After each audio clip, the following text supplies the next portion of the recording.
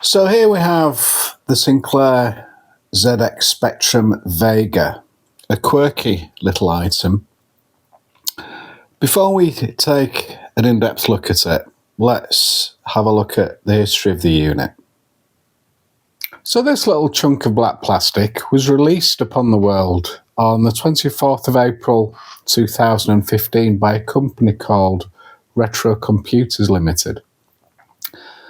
That company went on to release a follow-up product to this, the Vega Plus, which I won't discuss here, but it ended in controversy and ultimately the failure of that business. But following launch, this product was quite successful. And I don't know how many units were sold. If anybody does know that number or an approximation, please do add it to the comments, because I couldn't find any information in relation to that. It started life as an Indiegogo funding project that asked for £100,000, ended up getting significantly more than that, I think just short of £150,000. The page is still up on Indiegogo for anybody who wants to have a look at that. But of interesting note, perhaps, is one of the backers was Sir Clive Sinclair, sadly deceased now. But his company, Sinclair Research Limited, were shareholders in Retro Computers. And from everything that can be gathered, he was quite enthusiastic for this. I think with that bit of brief background there, I think the most important thing that we're all here for is to have a look at the unit.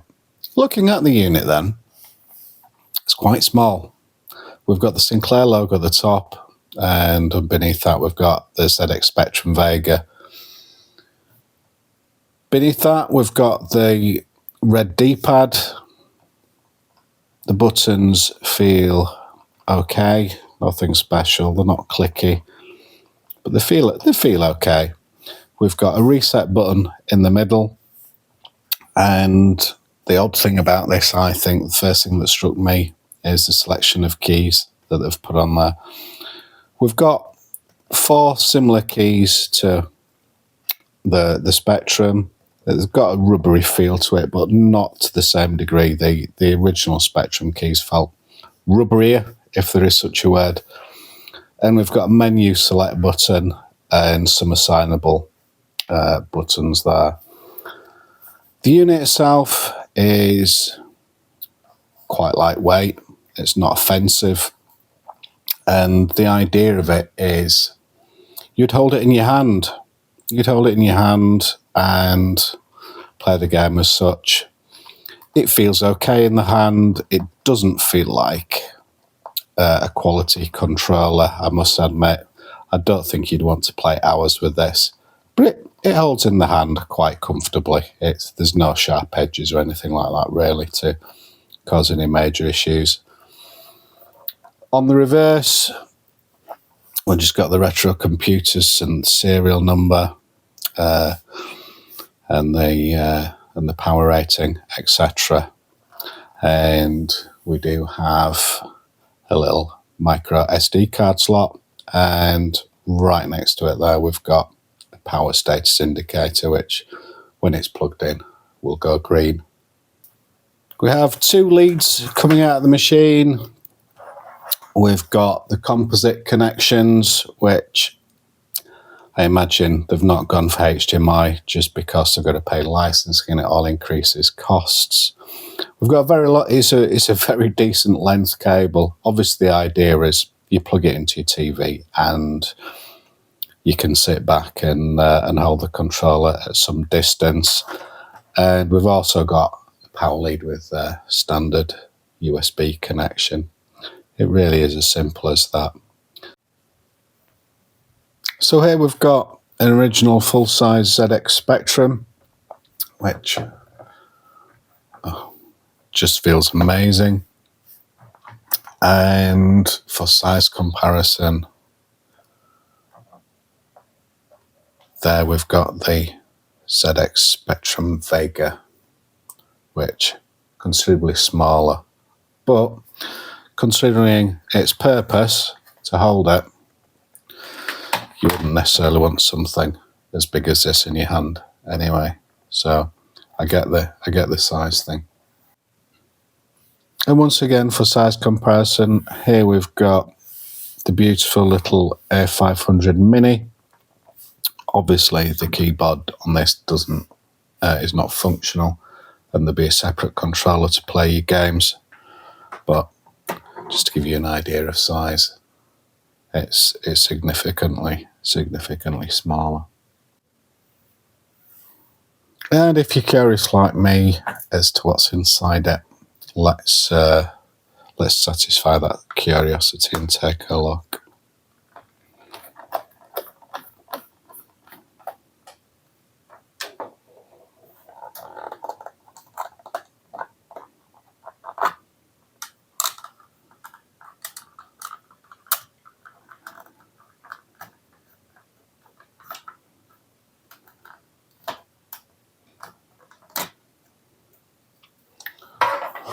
And the answer, unsurprisingly, is not a lot.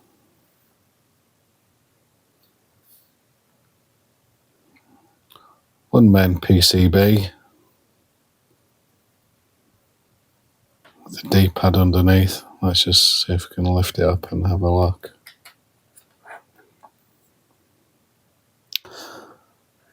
Yeah, the answer is not very much inside.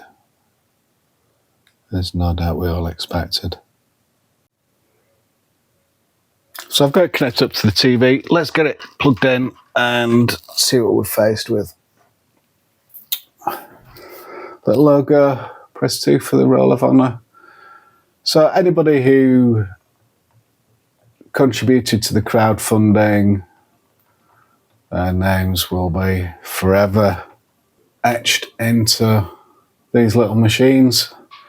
And if we press A, we can see, there we go. So these are the license holders for the various different games. The various different games, there's 100, there's 1,000 preloaded onto the machine, which I'll just go and bring the games up, all alphabetical order. What you'll find is a lot of these are fillers. There's some really, really good ones like Back to School, stuff that I remember anyway. There's some more modern games which people have wrote since. But there really is quite a lot to choose from. But what I would say is a lot of them are a bit naff, really. You'll want to get an SD card, micro SD card, and stick your own games. The only issue you're going to face there is with the key bindings. So let's have a quick look at Sabre Wolf. Awesome game from Ultimate Play the Game. Gives you the key layouts before the game starts. I think some of the criticism may be with not using a HDMI connection. The screen's more fuzzy.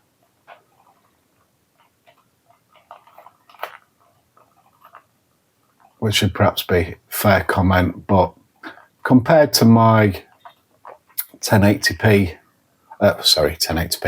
compared to my 14-inch colour monitor, which is what I used to play on, well, that was tragic, wasn't it? But compared to my 14-inch colour monitor, CRT monitor, I think this is just as good, if not better, excepting that HDMI probably would look better. But I think this is more than acceptable, and anybody who criticises it perhaps doesn't remember just how unsharp it looked on CRT. Let's just put another game on.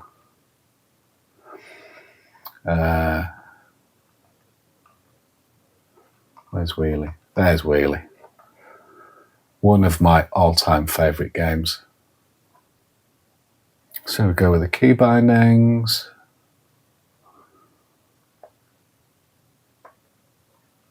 And off we go. If you've never played this game, I highly recommend you play it. It's just great fun.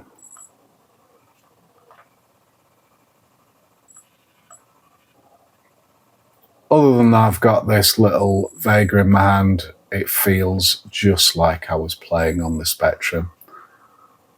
The D-pad works fine for this game. Some games you'll find it's probably a bit too sensitive and a bit frustrating. On those games where there's lots of different controls, such as back to school, etc., I find it all a little bit confusing. I would have preferred a keyboard, but that's me. And I say time and practice, I would get round that.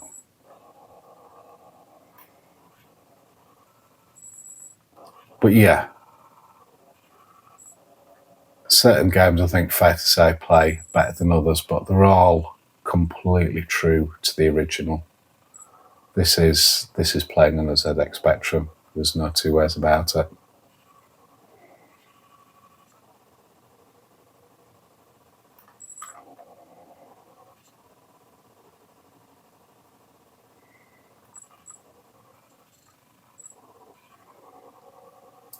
I'll pause it there because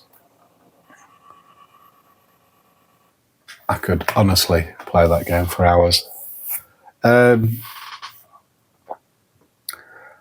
Yeah, I think the thing that I would say is there's some seriously good games missing. There's no Manic Miner.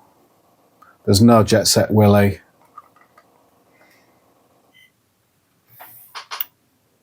There's lots of games missing, which I guess they couldn't get the rights for, unfortunately.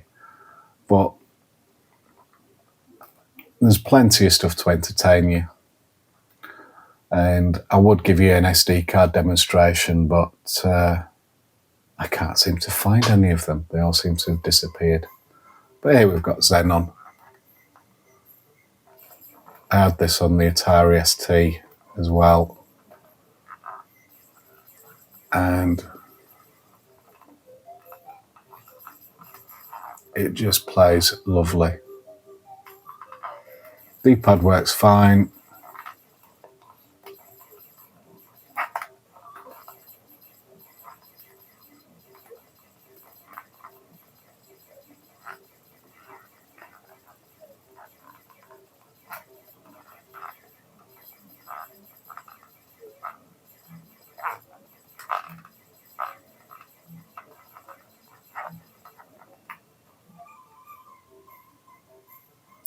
There you go.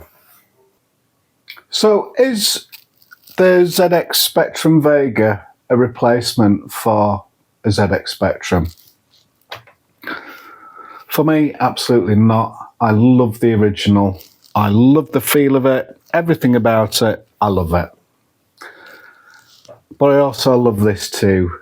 It's a really simple, easy way to play ZX Spectrum games without any of the hassle that goes along with trying to keep these old machines running and getting the games loaded from it.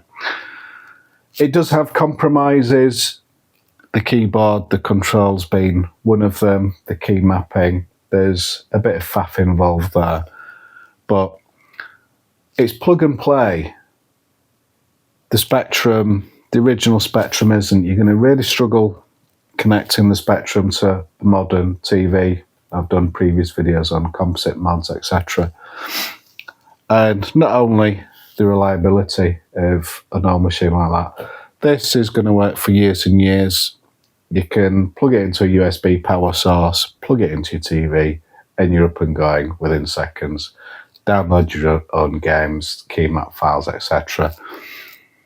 It's a great addition. It's a great addition, and anything which helps preserve the Spectrum, albeit in a slightly different form factor, just has to be a really good thing.